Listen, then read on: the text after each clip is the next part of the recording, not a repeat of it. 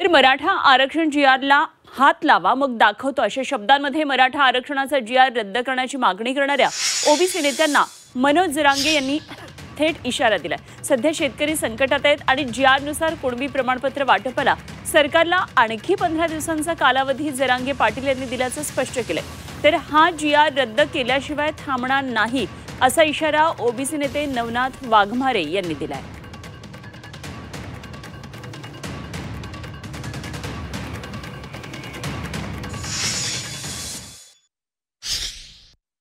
मी सकारात्मक म्हणतोय जी.आर म्हणून, आणि त्यांनाही कळालंय।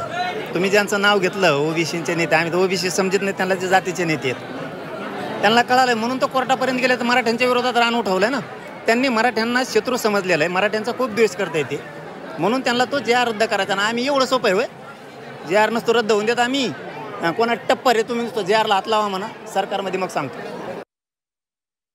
मनोज जरांगे म्हणतात की पुढे आम्ही जी.आरला हात लावाल तर याद राखा, अरे हा देश, ही राज्य डॉक्टर बाबासाहेब आंबेडकरांच्या संविधानानुसार चालतंय आणि आम्ही नक्कीच हा जी.आर रद्द केल्याशिवाय स्वस्थ बसणार नाही।